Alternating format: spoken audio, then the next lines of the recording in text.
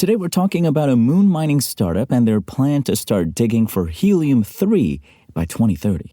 But before we get into that, PC gaming can get really expensive really quickly. A good gaming desktop can cost much more than you anticipated, and a gaming laptop could really take a bite out of your wallet. But the good thing is that peripherals like gaming headphones, keyboards, mice, and more don't have to break the bank. The best gaming accessories don't always cost a fortune, and we can thank a growing industry in part for this.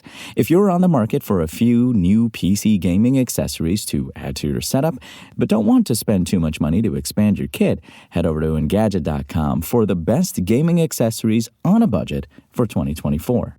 And some people are fine working amongst chaos, while others can't type a word if a post-it is out of place. Those of us who fall somewhere in between may have desks that go from meticulous to mayhem over the course of a week. If you're looking for a way to keep things on the neater side of the spectrum, some of these gadgets may help. Go to Engadget.com to check out our recommendations for a more organized work-from-home setup.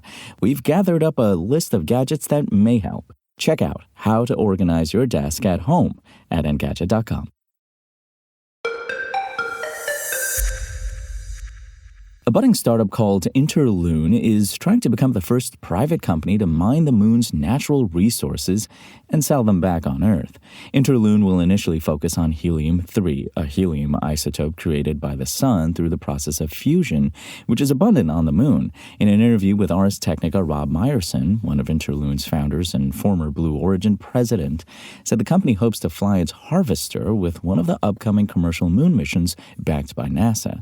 The plan is to have a pilot plant on the moon by 2028 and begin operations by 2030, Meyerson said. Interlune announced this week that it's raised $18 million in funding, including $15 million in its most recent round, led by 776, the venture firm started by Reddit co-founder Alexis Ohanian. The resource it's targeting, helium-3, could be used on Earth for applications like quantum computing, medical imaging, and perhaps, someday down the line, as fuel for fusion reactors. Helium-3 is carried to the moon by solar winds and is thought to remain on the surface trapped in the soil, whereas when it reaches Earth, it's blocked by the magnetosphere. Interlune aims to excavate huge amounts of the lunar soil, or regolith, process it, and extract the helium-3 gas, which it would then ship back to Earth. Alongside its proprietary lunar harvester, Interlune is planning a robotic lander mission to assess the concentration of helium-3 at the selected location on the surface. For the first time in history, Meyerson said in a statement, harvesting natural resources from the moon is technologically and economically feasible.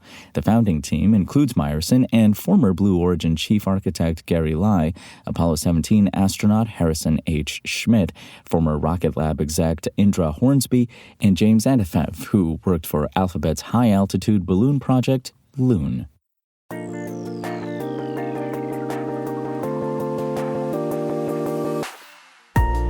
Thanks for listening to the show. Make sure to rate, review, and subscribe on Apple Podcasts.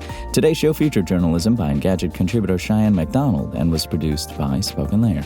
I'm Imran Sheikh, and as always, we'll talk more tomorrow.